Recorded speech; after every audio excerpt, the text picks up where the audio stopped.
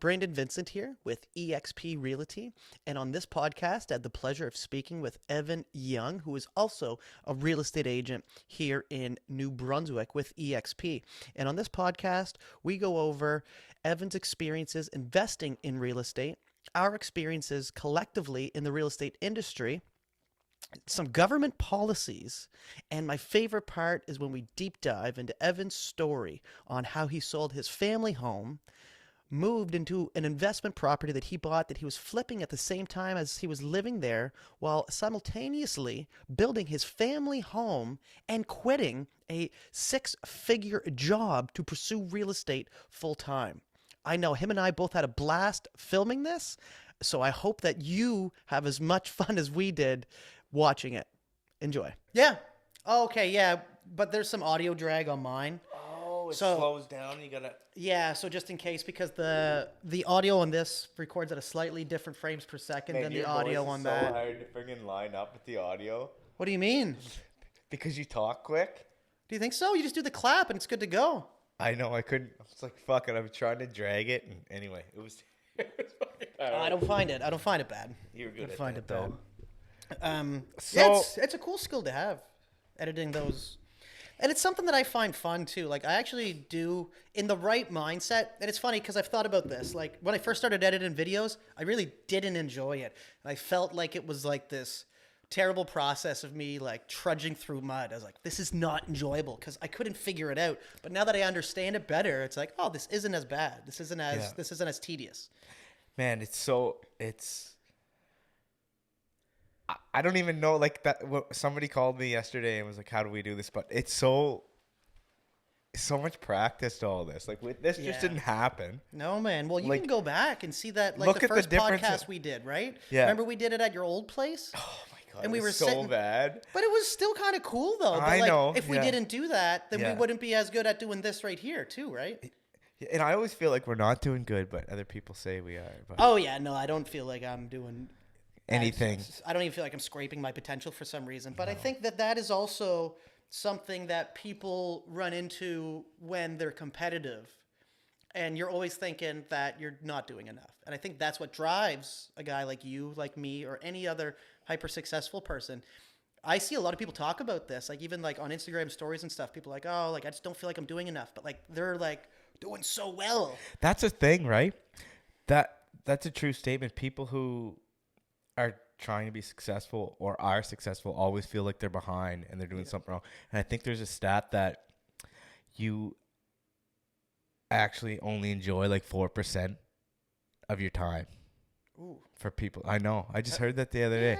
No, but we don't really, because you're always worrying about what you're going to do next. What's the next goal? What's this? What's that? And you're always laying around. You always just feel like you're behind. But even though you're not, it's just the way the mind works. I think you got to find a way to enjoy it, though. I know. You got to find a way to enjoy it. Like, I mean, even you, though, like, and me too, like, we do a lot of stuff, but do you enjoy what you're doing? I feel like you do. I do. Right. Now. Right. I You're did. enjoying more than 4%. Oh, yeah. But that's just a stat, the average stat. But right. I enjoy it now. You got to find a way to enjoy it, man. It's like Gary Vee says, you got to enjoy the process. Yeah.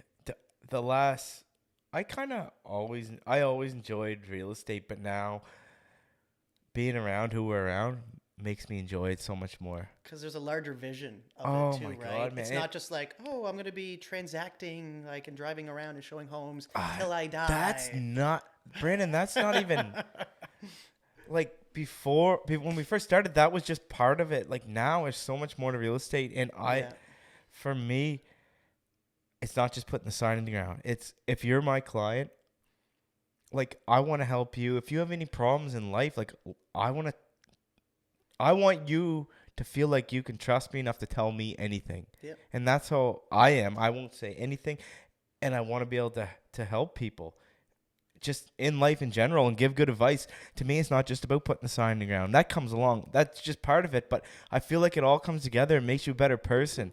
Yeah. And once I find out why that person's selling or what they need, it makes us connect on another level. And just, I don't know. I want to be friends and make friends for life. And I want, like, there's so much more to it than just selling the house. Well, there's so much more to it than, like you said, than putting the sign in the ground. It's like, you want to find ways that you like for me, I know I'm thinking like, how can I market this property?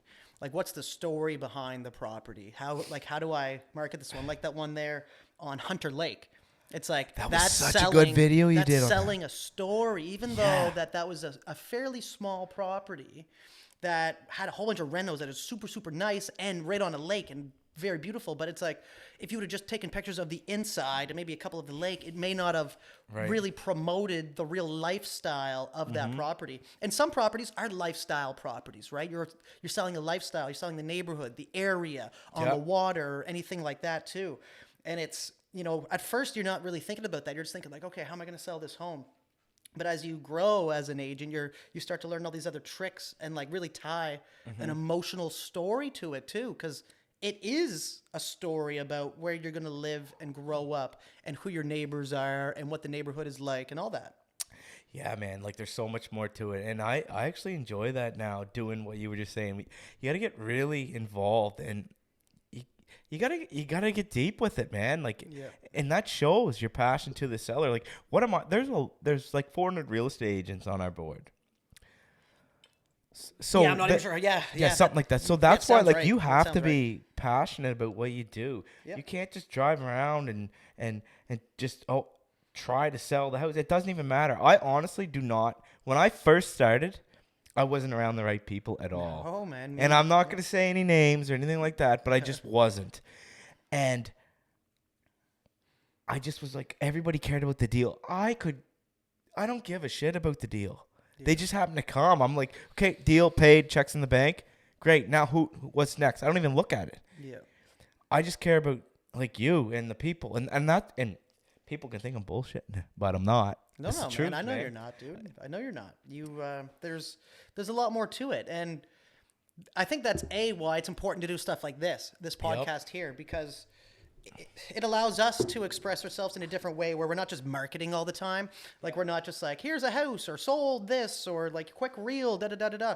It allows us to actually express some thoughts, where most times you don't get to hear a real estate agent's back thoughts or like anything like that until you're working with them, right? And then you're already kind of locked in at that point. But I think being able to show who we are behind the scenes, like, that's why I'm not showing up here in a shirt and tie, because that's not who I am. That's not how I show up anywhere else. So It's like, I want to show up here. What's your shirt say there, bud? This says Lions Not Sheep. It's a really cool company. I'm rocking the Morgan Wallen shirt right now. The Morgan Wallen shirt, yeah. Is it Whalen or Wallen? I don't know. Is it Whalen or Wallen? I don't know. Yeah, I am so bad at saying names, man. I'm so bad at saying names. We're gonna get rads for that. When I read, we're gonna get someone tell us. Is it Morgan Whalen or Wallen? Someone's gonna let us know. And I'm getting old. I almost forgot we were on a podcast for a sec. Sit or drive a truck right now without this thing on my back. Okay. Yeah. Do you bring that everywhere? Talk about that for a second. What's going on there? Talk about it, dude. I got. Well, not that, but I mean your back. Man, it's because this came up in the last 34 years old, man. Yeah. What happened? I frigged my back up when I used to work at the railway, and I just got worse and worse. And now the disc is bulging, and I get sciatica, and it's terrible, man. And the health system here is just so slow, man. It's like, and it's getting slower. It's getting even worse with the more people that come here too, right? God, we've had 25,000 people move to New Brunswick in the last 3 years. Actually, I think it's closer to like 40,000 at this point now in the last 3 years. Where are they going? Well, they're all coming here, New Brunswick. No, where are they going? Like living? Yeah. A lot of them don't have homes. Right. They're renting because there's not enough homes actually being built. There's not enough inventory right now. That's part of the inventory crisis that we're going through. I got to say this before I forget. Talking about renting. You just brought up renting. Yeah. So, one thing that pisses me off and drives me crazy about New Brunswick is because, in Canada in general, but it's hard for people right now to survive. Everything's so expensive, and the rents are through the roof. People have to be struggling because it's so crazy. 18, 19, $2,000 a month for rent. But at least let's dig into that a little bit. Yeah. So when our premier, when he ran for election, Blaine Higgs. Yeah.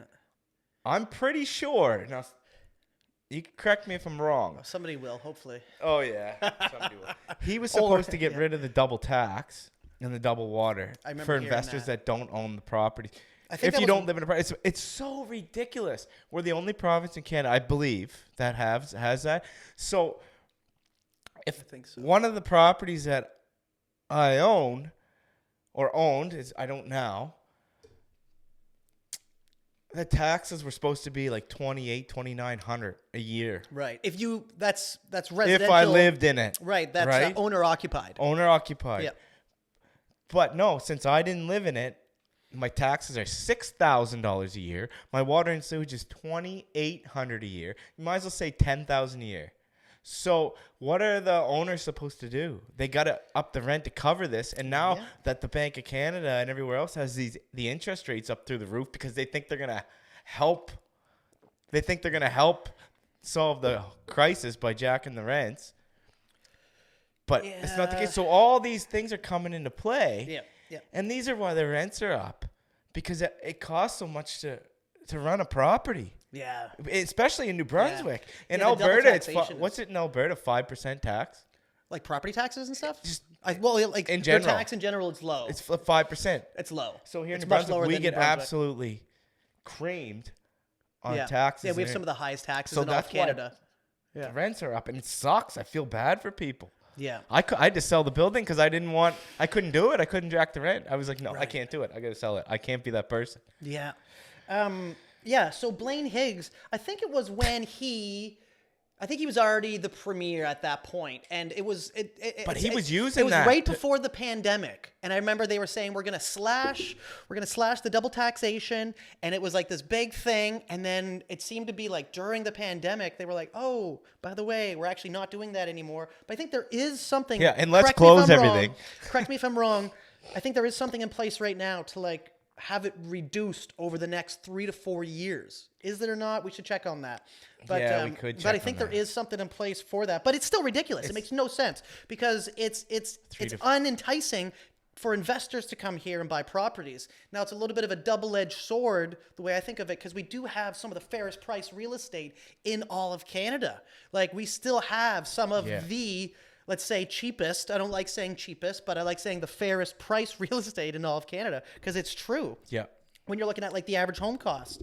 And so that's a little bit more enticing for people to come here. But then at the same time, too, it almost levels out a little bit with the double taxation, like you're saying, and then the double water and all of that stuff really adds up and makes it less enticing. It makes it harder for people to invest right now. And then, like you said too, with the interest rates being high, and that's just the government trying to control inflation and trying to stimulate and unstimulate the economy. Because it's like during the pandemic, there was absolutely. Everybody was kind of freaked out and didn't know what the heck was going on. And then they were like, interest rates are like zero. They were pretty well like free loans for everybody, just about. And it made it super easy for everybody to go and buy homes. So like things went parabolic for like 2 years. Yeah. Things were just like if you look at the stats, the market just exploded for like 2 years. Yeah. It still is. And it still is. Absolutely. It still is. I just can't wrap my head around how they think they're going to fix it by upping. I know. And there's people. I was just at the furniture store on the west side because I was going to look at a couple chairs for us. Yeah, you were saying that. The guy's got to close in March. Sorry, say that again? He has to shut down his business in March. Oh. This furniture store, local guy. Yep. Right? Yep. Real nice guy. We were sitting there talking about all this today, and his rent for his store is $15,000 a month. $15,000 a month. How many square feet do you think it is? Like, how big is it? I mean, it's pretty big, but it's still he's not a big. He can't compete with Leon's, the Brick, all these. So it's $15,000 a month plus his employees, and what he was saying is he wished the government would step up and do, because people are struggling so bad with the wages, is that they don't sell a lot. So when minimum wage was like $10, $12 an hour, it was feasible for him. And I get that when you're paying salaries, paying rents. But what he was saying is, I wish when we up the wages, say to 15, is it 15 now? It's around there. So $15 now. Because so many people are getting free stuff from the government that are coming in here. He wishes that the working people, there'd be more of an incentive. He's like, Evan, if I paid them 15, the government should give them 6 or 7 percent. Yeah. No, dollars. Dollars. Because okay, they're giving yeah, out dollars, all yeah. this free money to people. But he just wishes to help people, right? And help what he was saying is to help the business. Yeah, 100%. Versus 100%. Yep. people coming in and anyway, that's a whole There is government. So when I was running Pangea, the spa that I owned for like 2 years, we were on a government program at that time. Just being a small businessman, you have to utilize all those things, right? It was called like the worker incentive program or something along those lines. But they had to be a certain age, so it had to be like new, like students kind of coming in, and that had that went to school for something, then we were able to hire them. And I think it was like 50% of the wage was covered. After we hired one, then they would cover 50% of the second person, and then we'd have to hire another, and then they would cover another one for like 50%. Something along those lines. Don't quote me on that, but it was something close to that. And that did help. So there is some different government programs, but the thing is that they don't tell people about this. You got to really go fishing for it. You have to really go looking for it, and it's not obvious. And anything, which is weird because it's like, you think that should be promoted more. And just my opinion, I don't feel like it is. No. It's so hard. The government makes it so hard for people to live. They show up. Yeah. They show up whatever you get paid. Weekly, bi-weekly. They show up every Friday or every second Friday. Take half your stuff. And then at the end of the year, we have to pay somebody to organize our stuff. Yeah, that's sickening. To pay them back in case we might owe them something. So it's so awful. Anyway, we didn't even plan on talking about this, but it is what it is. No, man. And man, the amount of taxes that you end up paying here in Canada is actually crazy. Because when you look at your income tax, and then you tack on your property taxes, you're getting taxed for things at the store. So now you're getting taxed on the money you make, but then you got to pay tax for the things that you buy. When you actually look at all the taxes collectively, you buy a can of pop. Collectively, you're actually over a 50%. So then it's like you're actually working for less than half the money that you make, and you're giving over half of the money you make back in taxes to the government. And then they implement all new taxes. And then they have like carbon tax, which I don't think I think that's just ridiculous. I think that's ridiculous because Canada is a small portion of where the actual carbon emissions are coming from. You have countries like China who are just pumping out emissions and they don't care. So then it's like if Canada reduces a little bit of emissions, it doesn't actually affect the global emission output. And I think that it's just another way for the government to get into our pockets. But man, did you know that? Do you know where taxes came from? Nope.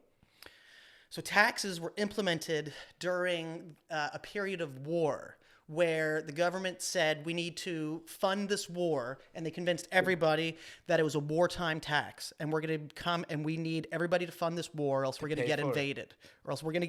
So it was almost like a scare tactic of during this period of war, we need the public to give tax to the government so we can fund the war and have a chance of winning. And then after the war, they were like, we really like this money. We're going to keep this tax thing rolling. I did not know that. We're going to keep the tax thing rolling. And it never went away. Do you know that's for entrepreneurs? That is one of the biggest problems is the taxes. No doubt. Because we got to... For everybody. At least when you work for yourself, they take it out of you. Right. That's what I'm saying. Yeah, I got you. Yeah. When you're working for a company, anyone who works for yourself, it's hard. There's a lot of money, especially in this world where everything's so expensive.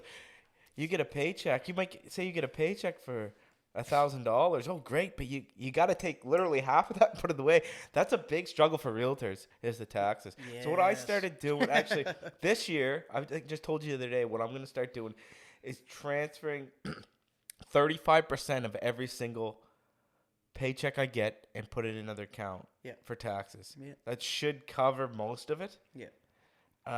But that's a huge problem. There's a lot of agents that are struggling with that. Well, it's frustrating too because like you get this money put into your bank account and it's like, oh, sorry. Is that them? Yeah. Okay. Hello. Quick pause here.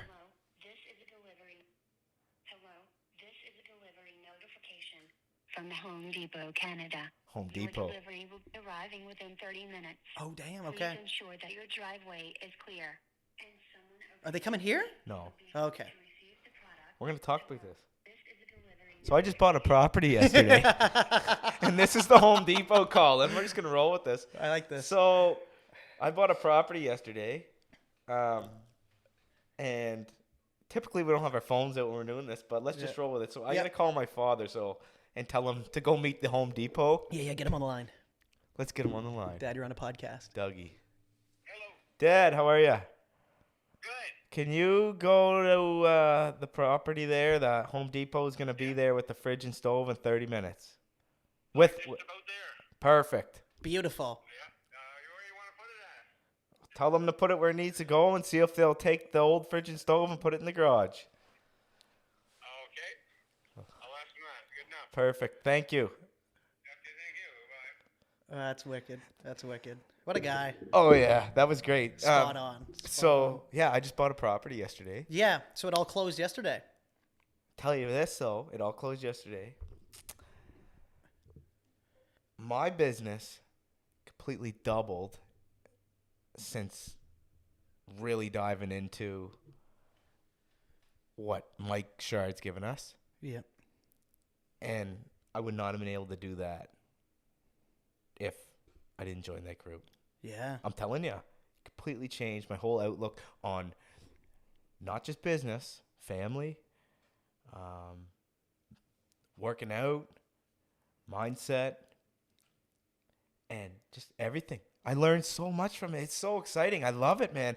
And that would not happen without that. And now, thank God for my dad, because that's why the Home Depot's calling Brandon, because they're dropping off a new fridge and stove. Yeah. So we can get that beauty ready to sell. But Yeah, it's anyway, a wicked one, man. You had that, so you had that pretty well under contract and got it all ready to go. So that's going to be, are you planning on listing it? it's going for sale. It's going for sale. You're Well, gonna the staging, I'm getting it staged. Yep.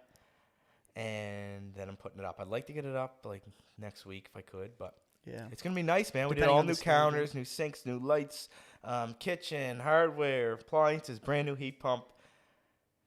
Yeah, I'm excited to get Yeah, this one going. so man, that's a wicked topic actually. How did you get started in that process of buying investment properties? Talk about the first one. Talk about the first one a little bit if you're okay with it. Yeah, man. So my first I'm 34. Cuz I think that's that's great for people to hear. Man, there's so many ways to get money to buy property. It's crazy. And none of us are taught it growing up because we're in the school system and we're taught to go to work, get a job, Yeah. go home, do what we want so we can collect you and put you in debt. They Yep. don't want us doing this. No, man, they So- don't even teach you about money in school. Nothing. They don't teach you about shit. Taxes, They're all this not allowed. mandatory Why- things you need to know about. They don't Why even... do you think school's free, dude? Right. Who pays for the school? The government. The government. That's why it's free. The government. Do you want some and- water? I'm good right now. I chugged a bunch of water before I got here. I my- could rock with more coffee, but there's no point of that. Well, we could. I can go around up and get one. No, But no, my no. first You gotta do that property I after. bought was... I was just working there, new in real estate, still working at the railway at the time. And as we're brought up, you got to get out of debt. Go to work, get out of debt, save up till you retire when you're 65.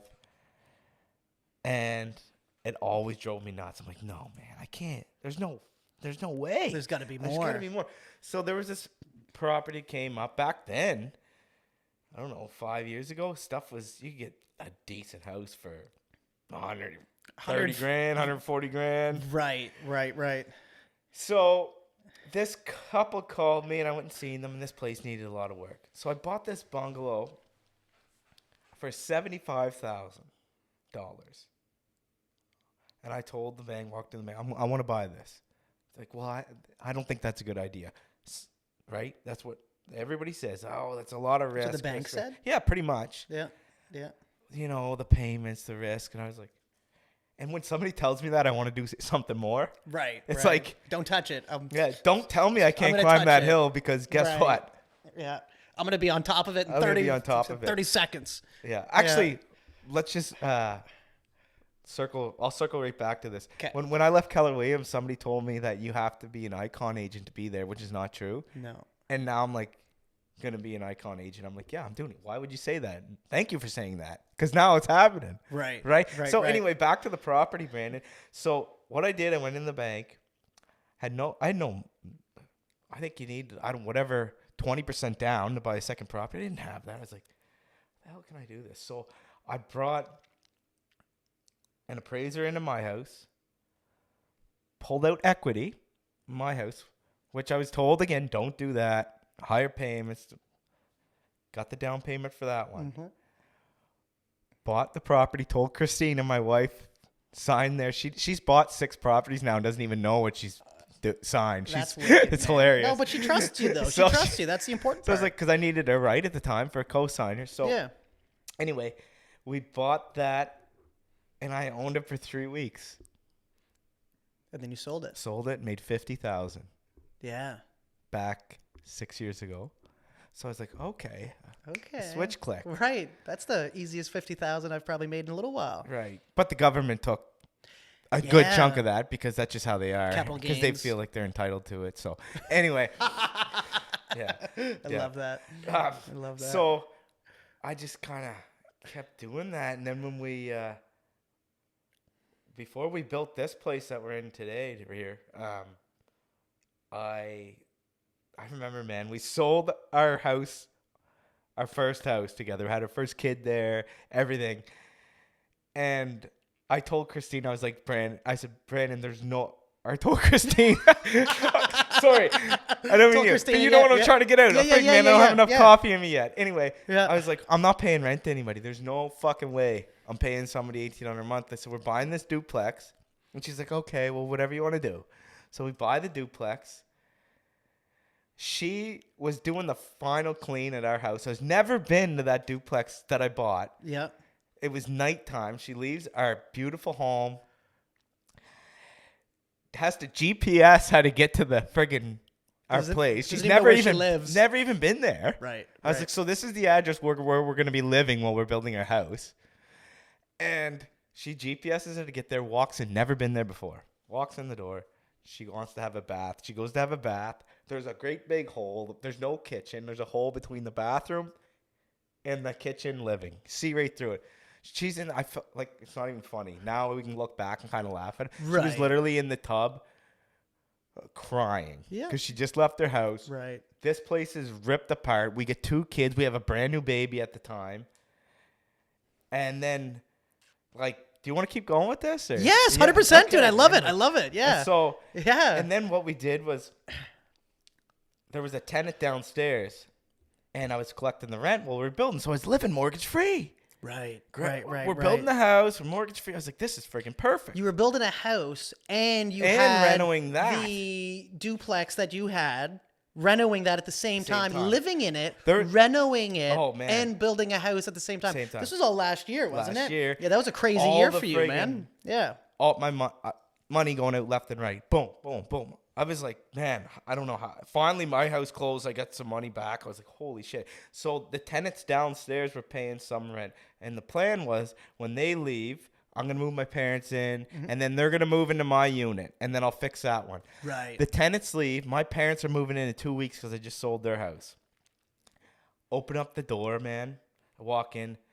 The place is a fucking dive. There's mold, stinky, the toilet's rotten. I'm like, oh my God, man. I was like, I called my buddy, Scott, and I was like, man, can you please, we just kind of finished mine. We got 2 weeks to reno this place. Can you please help me? 2 weeks. 2 weeks, man. This is Mike Holmes stuff, man. Man, we had to gut it, dude. Like, gut it, rip up the subfloor, yeah, right you down had the that studs. gutted. Yep. We did it man. in 2 weeks.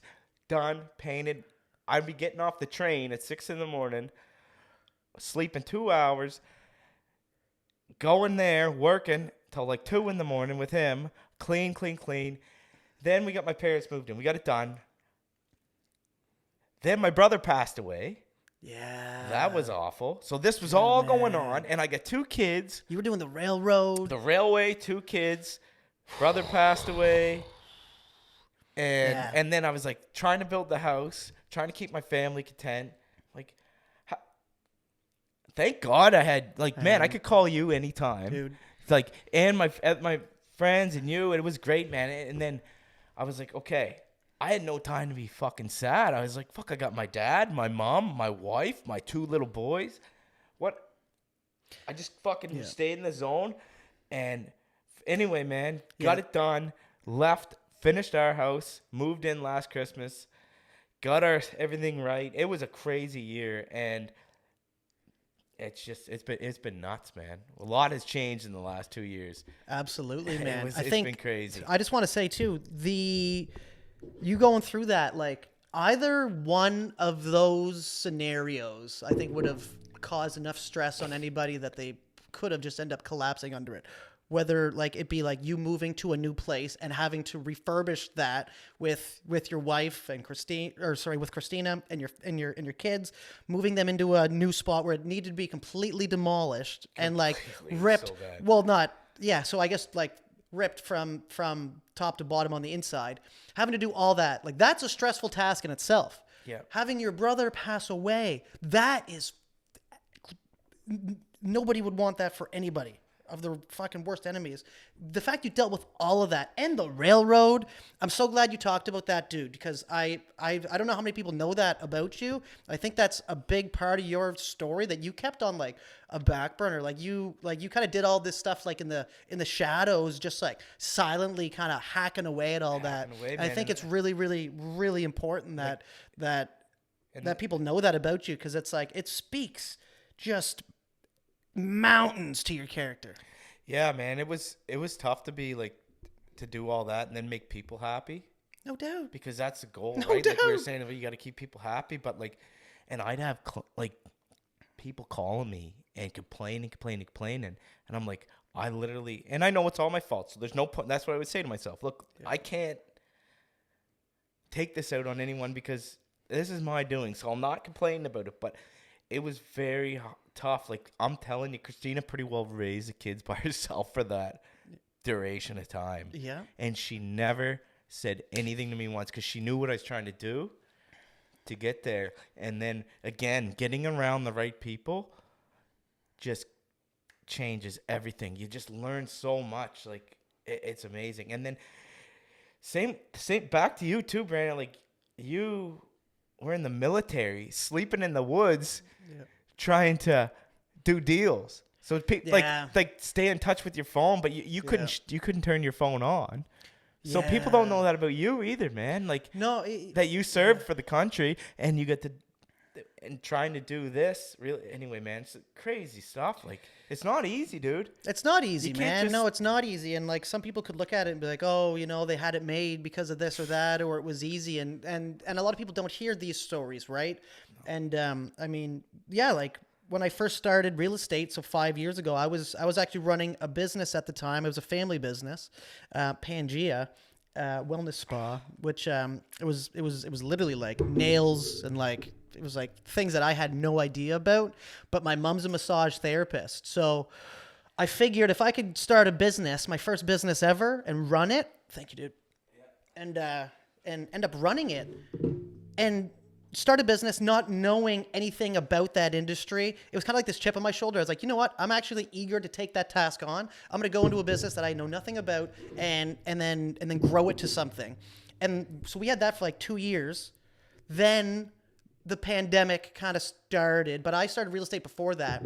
So then I got into real estate as well, but I was also doing the military too, because that's just what I knew. I started the military at 16 years old. So you were doing the military and the spa. I was doing the military, the spa, and then real actually real estate at one point. There was 3 things going on at one point. Yeah. Like, I mean, and like I grew up, I started working at 14 years old. I started working at 14 on the Vine. I was stacking potatoes and carrots. Yeah. And I was doing that after school. So I was going to high school, and then at 16 joined the military. So I was working on the Vine at one point, doing the military in the weekend. So I've always just been like in this go perpetual cycle where I've never really had much downtime. Right. Which is good, because the downtime I did have, I wasn't productive with early on. I was not productive with that downtime. And I'm glad he didn't have too much of it, because that could have led to you're getting better at that. Oh, definitely, the downtime. man. Well, definitely. It comes with age. That's too, another right? thing. I want you to keep going this, but that's all Comes with time age. management thing. So, so then at, so 16, joined the military, and I was doing that on the weekends until I graduated high school, and then I did that pretty well full time. That's when I quit on the vine because I realized the military was a much more purposeful journey to me. It just meant more, and I learned more, and I enjoyed it more. So I was like, I'm going to pursue this full time as opposed to working at on the vine, which also taught me a lot and met some amazing people too. Then from there, just kind of like, man, the military teaches you a lot, dude. You learn a lot about yourself, about how much stress you can take on, about being accountable to other people, about leadership, about respect. You just learn so much, and I'm so glad I did that because it shaped me to who I am today. And I'm actually nervous about who I'd be today if it wasn't for that. Yeah. I don't know if I'd like that person as much as I like who I am now. Right. And going through that stuff, man, like most of my best friends are still military. You, of course, like there's rare exceptions. But a lot of like you form these, anytime you're going through challenging scenarios with people, you form like unbreakable bonds when you're seeing people at their lowest point, but still pushing through. Right. And, man, it taught me so much. And then taking that and then just like applying it then into like business and real estate where like I was coming from, like you said, like working outside nonstop, like high stress environments, like carrying all kinds of weight, doing things under like the craziest conditions. It's raining, it's snowing. None of that matters. You got to get the job done regardless. Right. There's somebody over top of you expecting you to do stuff.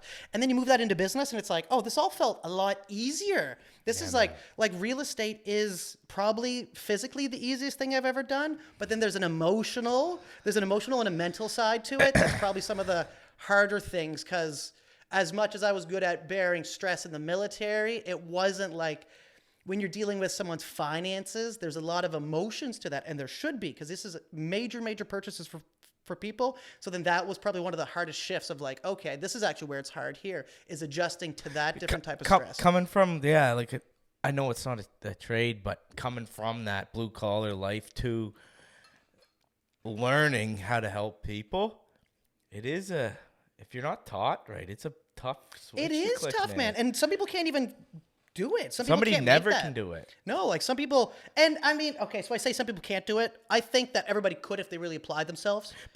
But some people don't believe in themselves. I was never shown. Right. Now I am. Now I can. Right. But being, like you say, man, I remember being like many nights, 2-3 in the morning, snow up to my waist, walking 2 miles of train, hanging up a brake beam under a rail car.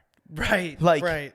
And then getting home at 6 and doing this. Yeah. But I'm so glad I did all that. Like you just said, you're glad because it makes me so much better at this. And it's all a learning curve. That's what life is. It's all learning. If you're not growing, you're dying. No, exactly, man. It's actually funny. Last night I had a dream that I was talking to somebody and I literally said that. Maybe because you said it to me recently, or I don't know if you sent me something, but it was something along the lines of like, if some people live to die, or geez, how does it go? Some people live to die, some people die to live.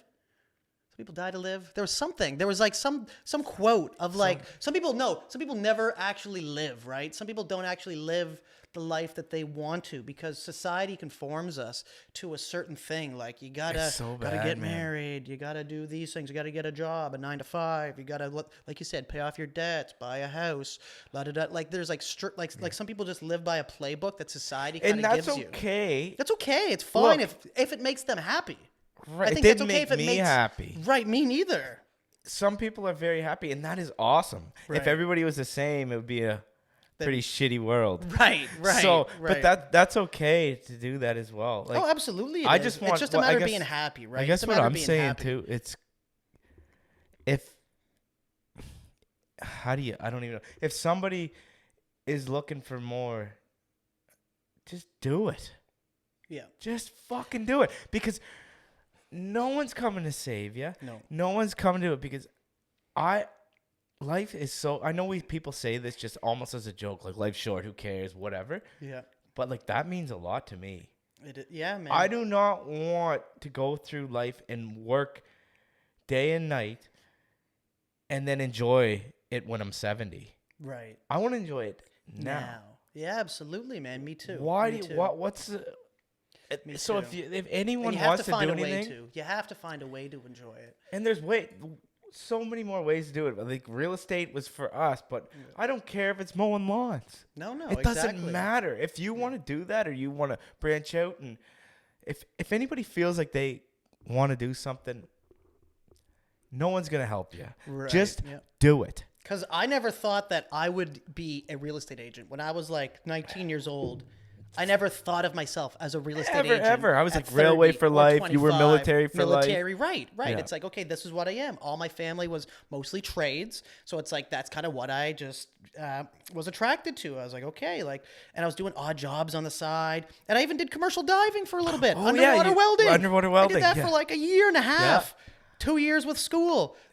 I did all these ridiculous things. And then, one thing that was constant was I always got in trouble for talking. Not you. Always got in trouble for talking too much, and finally found a career where I get paid for it. But man, so people, when we meet new people, a lot of I guess that one, there's a lot of bad apples in any business, right? 100%. In any business, but the one bad any apple industry. doesn't make the whole tree bad. I like that. Right? I like that a So lot. I get the sense of people, if I'm meeting a new client or people like me, I'll do anything for you. Like, I don't give a shit if you want the house or not. Right. Doesn't right, matter right. to me. Right. I want what you want. I'd be the first one to say, let's get out of here because this place is a shack. Oh, absolutely. Let's go. Yeah. So yeah. I'm not like that, but when people see realtor, they're like, oh my God, salesman, cars, I'm like, no, and I have to almost tell people try. That's why I want to connect with people, because I'm not like that. I'll show Right. you 100 houses. Yep. I'll write you 100 offers.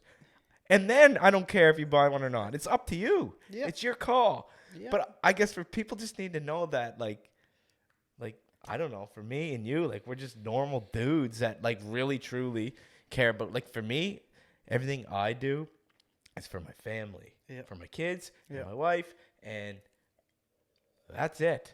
So if I make one bad move or treat somebody not right in this small city we live in, it goes so far. So I would so do fast, so far, so fast. Yep.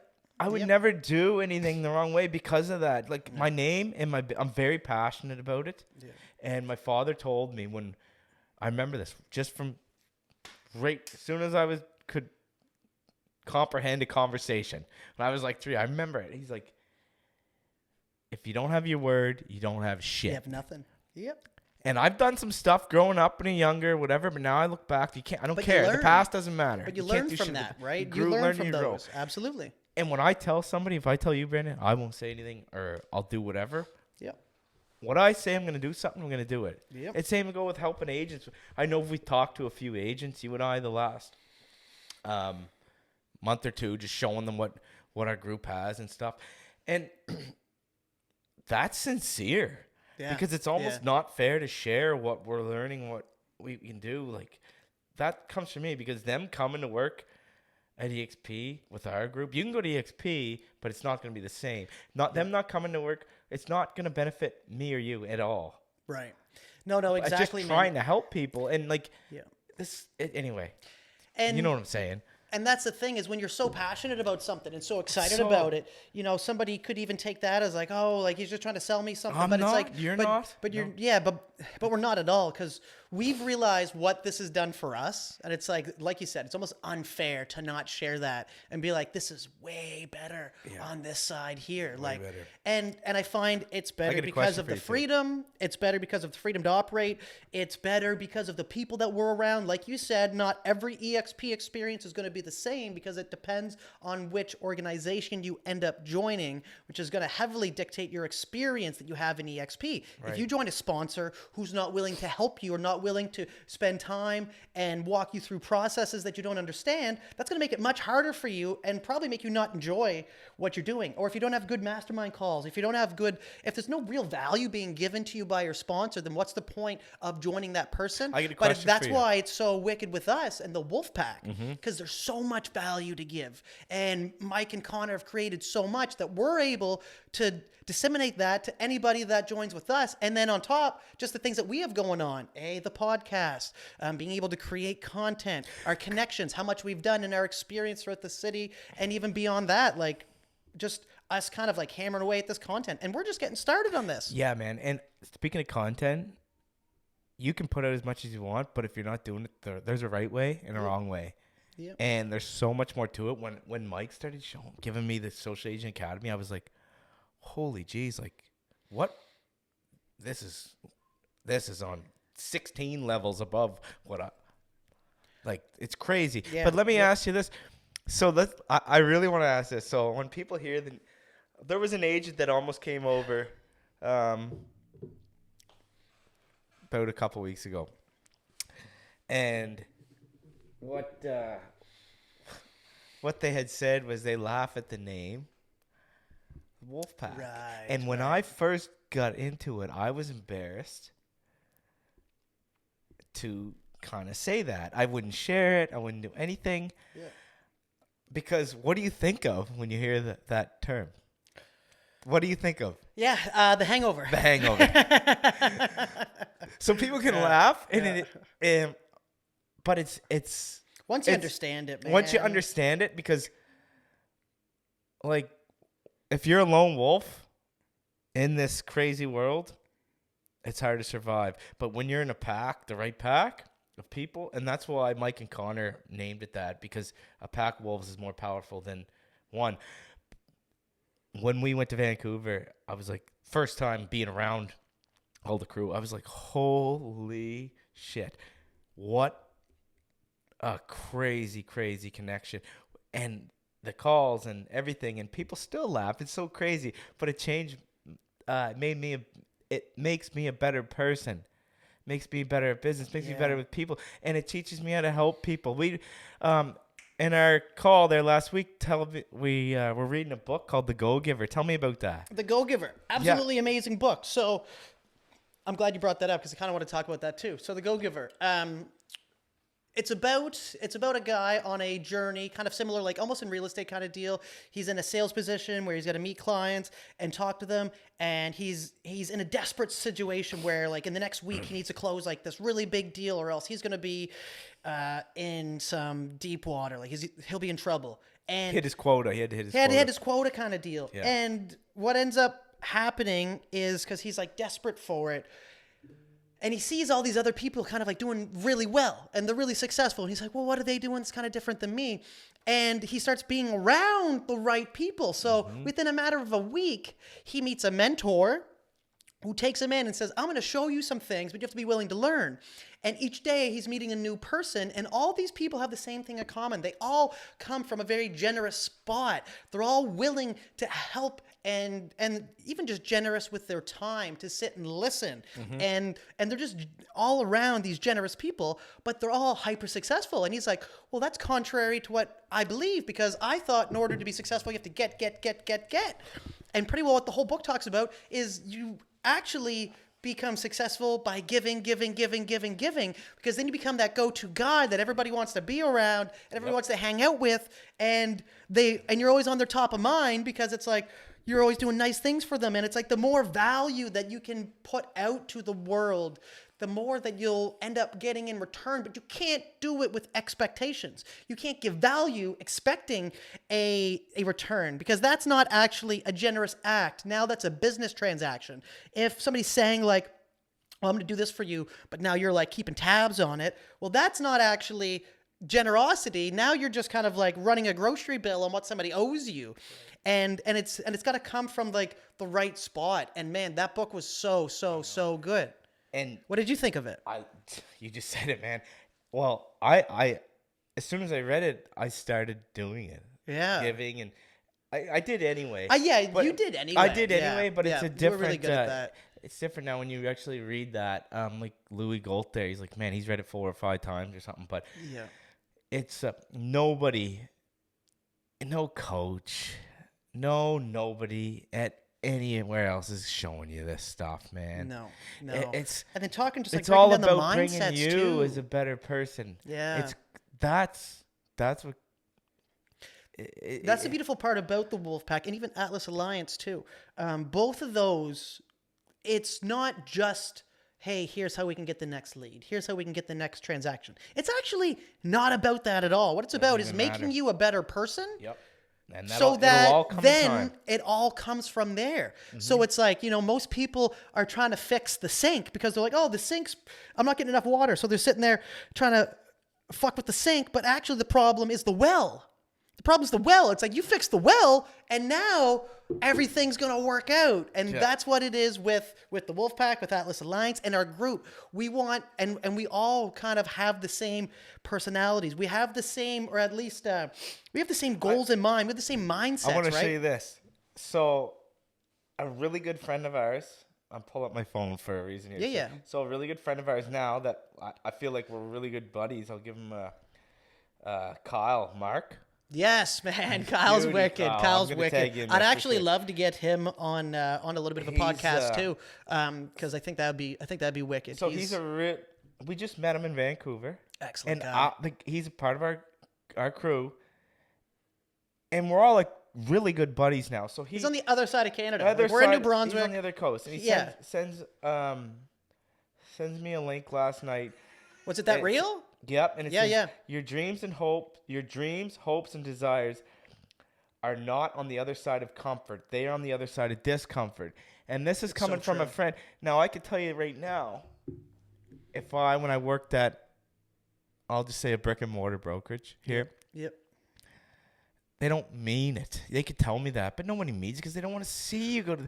Well, the thing is, nobody's doing. No one's doing it. No So one's this is doing our that, buddy right? in Vancouver, Yeah. and it doesn't matter that we're virtual because we're all holding each other accountable, Right. and we're just doing it. Do you think, like, I can do this now? I couldn't have did this before. And that's why it's so like- it's so easier for us to do this is because the people that we're around are doing it. They're not just saying it; they're doing it. Doing it, Everybody man. that's instructing us, or not even instructing, anyone who's teaching us, they're doing it. They're practitioners. They're practitioners in the stuff that they're teaching. So Right. it's not just like somebody saying, "Oh, you need to make a YouTube video," but they have no idea what they're talking about. It's like, yeah, they've had a whole bunch of success doing it. They're saying this is what works because this is what's worked with me, and it's so much more impactful. It's like even bringing it back to the military a little bit, or even the railroad. So let's say that you have a supervisor or a manager, or like the person in charge, the commander, is telling you like, oh, you need to do this, but they've never done it. Then it's like you don't respect them. Love that. You don't respect them as much as somebody that you know is a leader who is doing it or saying, here, I'm going to show you how to do it. They do it, and then they teach you how to do it and then expect you to do it after that. Like, instead of just like, I've had different leaders who are just like the screamer type, like, get this done, and that's how they tried to lead, is just by like yelling at people. And most entrepreneurs And don't even people do it even if hate that. People hate that type of leadership, but the best type of leaders I ever had are the ones who actually take a second and say, oh, you don't know how to do that? I'll show you real quick, but now that I've showed you, I expect you to know how to do it, kind of deal, right?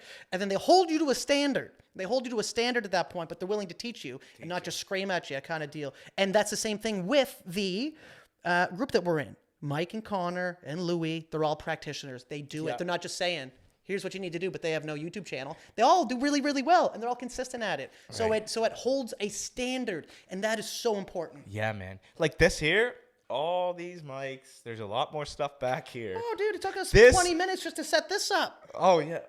Do you? That didn't happen from walking into an office. It's because No. we're actually shown Yep. how to do it. And we could show anybody else. That's right. But again, we would show anybody else, and it doesn't benefit us at all. Like it does, because if they grow, we grow all together. But it's not going to change our life. No. But let me ask you this before we wrap this up. Yeah. Let me ask you, for what would you change going into 2024 for this year? In myself? Yes. Okay, yeah. Which so- in turn will make you better for your business. Right. Because that it goes back to that book, The Go Giver. What would you change about yourself? What do you think you like? Maybe you don't need to change anything. No. But like, no, is there's there gotta be something changes. that would change 100%. There's yourself? got to be changes. Yeah. this always, year? Always. There's always things I'm thinking of changing. And I'm not a New Year's So- resolution no, guy no, at no, all. me I'm not neither. saying that. I But like I to like have putting new, it even new goals. Yeah, absolutely. And I like putting it out there too, because then it holds us to a higher standard as well. Right. So like I said, I actually think I said this last time, but so having systems in place. So, for example, I just got off a 2-hour Zoom call with a new agent that I brought on from Fredericton, and it was just showing him how to put a listing on. And I was thinking, this actually isn't a great use of my time, although I'm completely happy to do it. It's like I'd be better off to do a video on this and then have that now as a system in place for for when another new agent comes on, I'm able to send that video to him and to say, here's how you upload a listing onto MLS in New Brunswick kind of deal, Correct. right? Yep. So having these systems in place, so having starting to build out better systems, and also to getting more disciplined with my time and day. I really like what you've been talking about waking up early, going to the gym. I actually did that this morning. What time did you get up to? I was up at I was kind of like floating around at 5:30, but I really got moving at about 6. And then I was at the gym for 8 o'clock. After I drank coffee, talked to the girlfriend, I read, What and did you then do for that 2.5 hours? You drank coffee. I was reading, drinking Oh, cool, coffee, man. stalking the fire, just kind of getting the day going. I don't have kids, right? I don't have kids, so you and I have that different parallel where you're like, I need to Right. get out the door real quick because the I kids are do. about to wake up. I got a little bit more leniency there, but that's okay. But You then got getting to the gym before this, which was awesome. Last night I was out for a run, which was my first run since the marathon, and it's funny because for some reason I don't like running in the winter. I do not like running in the winter. I hate it, last man. night. Last night was cold too. It was I cold. You're like, dude, I'm going for a run. I can't talk right now. I was like, what the? You're like, what? What are you? What an animal. Anyway. And then, so the first 5 minutes of that run, I was like, this sucks. I don't know how much I'm going to be able to do. I just ran a marathon a month and a half ago. What am I doing? And then after about 5 minutes, I was like, oh yeah, this is what I like doing. I feel so good doing this. Yeah. And actually a song came on, Aerosmith, as I was about 3 kilometers in. Back in the saddle again. And go. I laughed so hard as I was running. I was just like, ha, ha, ha, this is hilarious because it just felt good. And man, I forgot how much I enjoy doing that. And doing those hard things as I was out running, I'm like, oh, I should also be door knocking. I should also be doing this. Because once you start doing hard stuff, it makes everything else easier. It makes everything else in life easier. So something that I've recently kind of learned, I'd say in the last 3 years, is seek hardships. Find some hard stuff to do. I crank the shower on cold every morning. I've been doing it for 2 years. Yeah. At the very end of a shower, I'm not a psycho. I'm not a lunatic. I take a Just a regular little. shower, and then I crank it on cold at the very end. Yeah, Just man. before I'm getting You know out. what? And then That to me actually helps with and then weight that, loss, too. And then that to You know me is representative of the hard parts coming up in my day. Because it's there's unexpected hardships coming throughout the day. And this cold Absolutely. water just represents a little bit of that. And it's prepping me for it. It's but then it also helps to boost That's deep, man. testosterone. But it's true. It's good. Yeah, and then like you said, helps with weight loss. really There's a does, lot that's of really true. good studies on the cold plunges and even cold showers can help out a lot. And then just regulating your breath. Regulating your breath while you're doing that, because a lot of people go, it is a true thing. and so they tense right up, right? But we it's just talked about that on but our you have to last call, breathe, but man. You look got to hilarious. breathe through it too, right? You have to be able to breathe through that, and I find that even just helps you relax, man. You have to be loose throughout the day and flow. Bruce Lee said it. You got to flow like water. Be like water. Be formless. Be shapeless. Flow. So you want to get better at time management. Time management, yeah. So getting into a more disciplined schedule, and I'm kind of starting to do it now You got with dude. content and videos, and because we're being consistent right now with the podcast, and like we said to each other, we're gonna hold each other accountable. Yeah. We're doing this every 2 weeks. I'd even like to do it every week too. Even bring Maybe someone. going in the winter, it just depends what you're going on. But Right. we are dedicated to doing it. It Absolutely. doesn't matter what it is now, and I'll tell you, it just changed And from then the where we're calls that we do, all of it, man. all of it's all in the calendar to a Yes. T, because when you were in the military or when I was at the railway, if they told me or you to do something, I'm going to do it. Yeah. So that's what I want to start. Well, I am. We do Yeah. treat it like that. It is Yeah. a job. It is a business. So you need to friggin' treat it like that. Yeah. There's so much I love to share with people and talk about it and help people. And that's why I want people to come over, because number one, you get a retirement plan. Number two, you make more money. Number three, you're just 4, 5, 6, 7, 8, 9, Stock 10. options. I could just go yeah, all day. right, That's a right, whole other right. topic. It's a whole other topic. We'll Yeah, have to get exactly. into another time. Yeah. But Luckily, but we have more but guess podcasts what, coming Brandon? up. We should have an office, right? You gotta have that office. We need the scanner. You don't need one. I'm just joking. You don't Being need one. sarcastic. Right. Yeah. You don't need No, one. you don't. Now, actually, Greatest thing I ever did was get rid of an office. You know what? At some point, we should do. We should buy a commercial building. Oh, what? No, we should buy a commercial building, yeah, and then have other shops inside it. Yep. That bring in like-minded Yep. avatars and Absolutely, clients, man. and That's then you rent out that commercial space to these businesses. We'll see where the commercial industry goes here, where the commercial real estate goes in the next few years. But no, man, that's like I'm up for everything. Put it on the whiteboard up there. put it on the whiteboard. And actually, yeah, it's funny because like you said, if like in the military and at the railroad or at the railway. The railroad. The railroad. I know my friggin' tongue's getting all tied up here. So when we were in the military and the railroad, you had to have things done, like you said. And I almost kind of like came out of the military and had this little bit of like, now I'm being rebellious by not needing to be accountable to all that. But now it's like, you have to get dialed back in. You have to get into that routine because that's where the structure comes in. And actually, once you're really structured with your time, the more freedom you have. Absolutely, man. So it's good. But I always feel like I'm behind because we gotta be doing. I'll tell you, I'm like, man, no, we gotta do this, we gotta do that. But we're actually, when you really sit down and look at the big picture, we're doing a lot better now because of what we're shown. we're doing much better, and we're just getting started, dude. We're just getting brother. started. Let's go. I can't wait to help more people and help agents. 2024 is going to be huge. 2024 is going to be huge. Yeah. So yeah. No matter what happens, I like a quote that I heard: the real estate market shouldn't dictate how you do in business. So like, it shouldn't dictate how you do. It should only dictate your strategy. So saying like, oh, the market's slow right now. No. It's like it should dictate your strategy on what you do to navigate that market. It shouldn't dictate your income. It should be dictating what you actually do to get your income. Absolutely. And here's my thoughts are completely changed. So for any agents, like, look, I'm no all-star, but this is to help people. If somebody could take a nugget from you or I and do good, yeah, great. If one person watches this, I'll be happy. Well, yeah, like whatever. But like, and find some value in it. This is one thing. When we were in Vegas, a fella told me, he goes, all you hear is people say, oh, the market could crash. The market could do this. It's up, it's down. But for any agent, for you, Brandon, you go look every day of the week, 365 days a year. People are selling, buying and selling. Is a house closing? Every single day. Closings happen no matter every what. single day, regardless of the market. Regardless of the market. So it's just all about how much work you want to do. Because you could go out. We live in St. John. You could go out. I could go out. All 400 agents in St. John. It's all mindset. All man. 400 agents in St. John could go talk to, if it was possible that they could, every one of us could talk to every homeowner. It's not even possible. If it was, by the time you got to the end, you'd have to do it all over again. Right. Yeah. So it wouldn't even, it doesn't even matter. Like there's zero competition. Yep. There's none. I heard someone say, some people talking about like, oh, it's a little bit of a depression right now. Like things aren't great. It's like some people have been living through a depression all their lives. It's like it doesn't matter what is going on with the market. Like it's all mindset. I don't because care. a lot of the most successful people built businesses in the worst of times.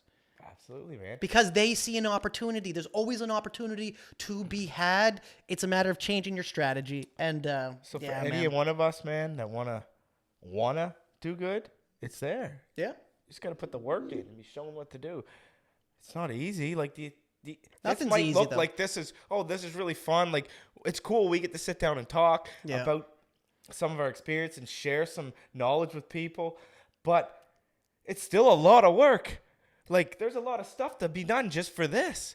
Yeah. And then like I say, I got a property I just closed on. I got a listing going up today. Yeah. I got letters I got to send out. I got to do this. I got to do that. And I got to pick up my kids this afternoon. We got to get home. We got supper. I got countertops going in at that property tomorrow. Nothing's easy, man. Nothing's easy. Nothing worthwhile is easy. Nothing's easy. But you got to freaking do it if you want to succeed. Yep. So if you're feeling like you're struggling right now, man, like you can reach out to any, like me or you, like all this. We won't say anything. We were happy to help, like, because I've been there. Mm-hmm. Not easy, and I was able to leave a 7-figure job, man. Which is wild. Because you and I talked about that for And I'm not a long Look, time. I'm not talking it's like that because it's so hard. It was so hard to leave because you were so used to it, and it was a great income to have on the side kind of deal. Yeah. And which is funny because you were Well, doing I'm that not on the saying side. I'm You were doing making a full-time job on the side pretty well, and then real estate as well. Like it was just treating both full time, but like yeah. I'm not talking about. I don't like to talk about money and what make it and this and that. But I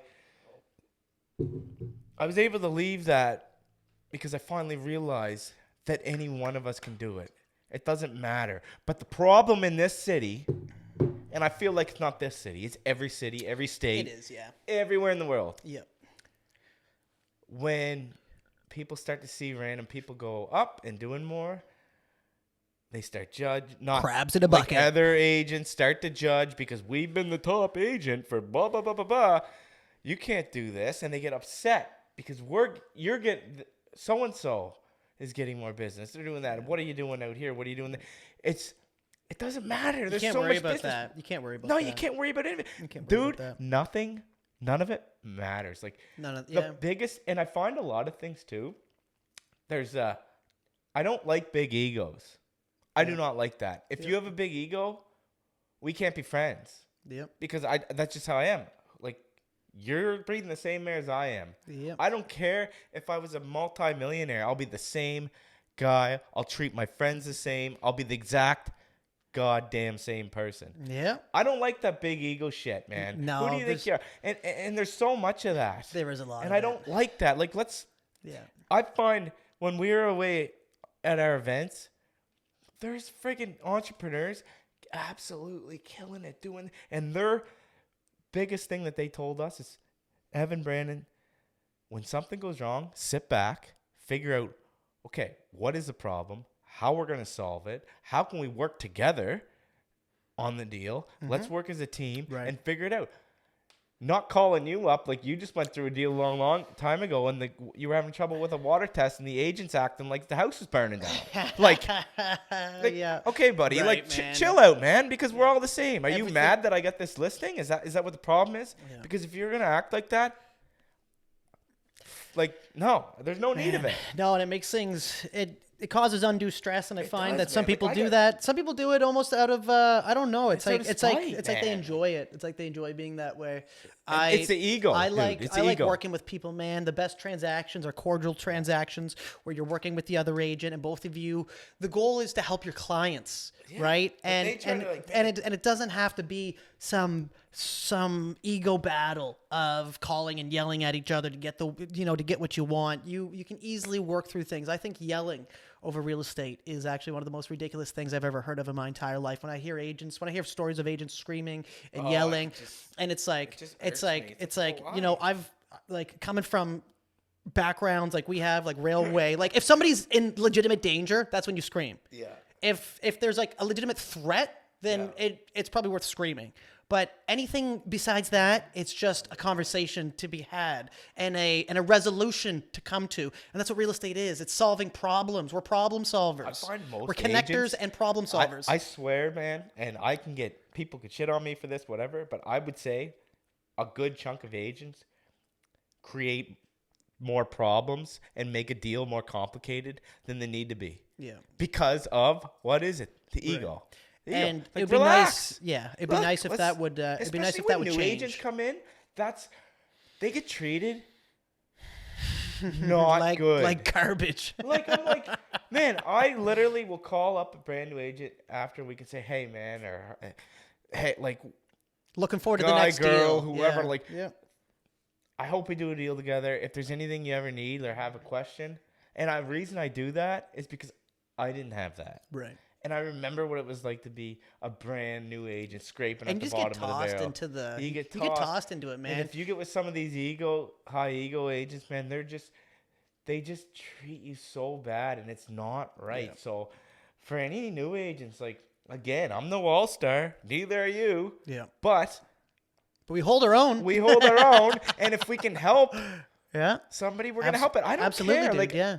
That's it. It's back to the That's book. the The goal of go-giver, it. man. That's the you gotta goal give. of it. That's the goal of it, is to, like, it's like me being able to do this. It's like, okay, I feel like so if I can do this, I'm able to help other people. And then having the military background of being able to, like, teach people. It was like that call I did yesterday. Like, buddy, at the end of it, he's like, man, you're really good at teaching. And I was like, oh, geez. He's like, man, he's like, I hope to be like half as good as you. And I'm like, dude, I'm not even like, I don't feel like I'm that We're great. just sharing. I don't feel like I'm We're that just great sharing. at all. We're just being passionate. And it's Yeah. right. And it's like, you know, but when you look at all the things that we've done and learned, all of that kind of like contributes to who we are right now and where we're going to go.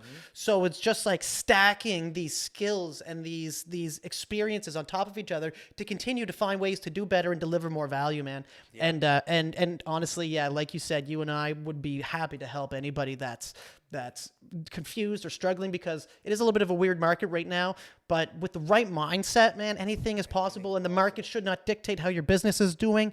It should only dictate the strategy that you're going to use going into it. Yeah. And for anyone, this is what I would say before we got to wrap this up. Yeah, we got to wrap this up. Yeah, this is a long one, but that's okay though. There's a lot of good. Yeah, tidbits in I it. enjoy this, man. Me too, man. What I would say, for if anybody ever says to you, whether it mostly comes from people who aren't in real estate, oh, the market's gonna crash. None of it matters. Yeah. Who cares? Yeah. Keep in your lane. Keep going. That's it. Yeah. That's all I gotta say, man. Yeah. Anyway, this was awesome, dude. Wicked. This was a really good one, man. Yeah, I enjoy doing this. So I don't even care if people watch it. I Me still neither, enjoy it. So dude. Me frick neither. it. It is fun. This It's actually fun, is dude. fun, and that's why you have to find something that's fun. You have to find a This way to is fun enjoy for it. me. Usually, like, we put the phone on Do Not Disturb. I couldn't today because I got the appliances coming. Right. That's But okay. 99.9% of the time, if we're doing this or anything, my phone's on Do Not Disturb. And that's a really cool part about this Also, too. another thing I wanted to say about phones before I let you go. Yeah. I stopped answering my phone after 7:30. Yeah, that's fair. You have to set That's boundaries, cap. man. You got to And set between boundaries. 4:30 and 6, I don't answer because I'm spending time with my family Yep. and eating supper. Mm-hmm. And if any client is upset about that, then we're not a good fit. Then we're not a good Then fit. we're not a good Absolutely. fit, and that's okay. But we're not a good fit. Because But any problem past 7:30 can be solved in the morning. it Because can. most businesses are closed, lawyers aren't There's no- operating, the banks aren't operating. It's like anything that is even if it's like hypercritical, it can almost wait till it can the almost morning, wait. Like, man. sometimes Most people- things can wait till the like, morning. You know your client's schedule when you meet them. A lot of people, if they work like 6 to 6 or something, like I'm gonna do anything for them. It doesn't Yeah. matter. I'll drive Yeah. at midnight Right. to do something if I Right. have to. If it needs but to, yeah. most stuff can wait until Right. the next day. And I hate when I get texts from agents at 10 o'clock at night, something absolutely foolish. Yeah. And when they do that, I'm like, now I'm not answering you till lunchtime the next day. Why are you texting me at 10 o'clock at night? Yeah. Like, don't do that. Yeah. Like, just don't. There's nothing that And needs you have to, man. When I first started, I was glued to my phone, tethered to it. But you got to set boundaries because it's not healthy. It's not healthy to be just glued to your phone because you don't expect a doctor to be available 24/7. You don't expect, like, people got to have a little bit of their free time, and then you have to set that boundary. And it's really good, like not that I'm being like mean Louis or anything, talks but about. it's Like all Louis time talks about. management. He just tells his clients, like, up front, like after He's 6:30. After 6, right? So after 6:30, that's my family time. Yeah. And it's like, so anything that you need, let me know beforehand, kind of deal. But you have to set that expectation with them too, and that is important, man. So Because, look, again, maybe I wouldn't be the right fit for that client, but if people don't understand, like, I will help with whatever it needs to be done and taken care of. But, like, I have 2 kids. I have a wife. Like, and I work hard. And the reason you can work hard is because you know that you're able to spend that time with family. Yeah. Because if it was taking everything from you, you would end up resenting it. If Yeah. it was taking all your time and then you don't get to see your kids. No, and that's another thing going on this year. I want to get better at that, not for just me, for the people as well. So, Yep, absolutely. Anyway, brother. Wicked, man. That was friggin' amazing. Let's. I'm going to give you a hug after this. Well, yeah, we'll hug after. It was good. All right. Let's end it. So I'm going to do an audio clap just because there is going to be some drag on this one. Also, if you like this podcast, follow, like, subscribe. Absolutely. Thank you very much for watching this far. If you did, if there's anybody that actually watched this far, like, cool. Leave a comment. Let us know if this was Yes, let's interesting. do it. What Let's should do we it. talk about next time? Or if you We might want, take it into anybody wants to, consideration. like, nobody might watch this. People, I don't care. But I don't if care anyone wants to either. come and talk But if to us, anybody made it this far, that is crazy. yeah, I know. But if anybody wants to come and do this with us, like let's go. Let's go. So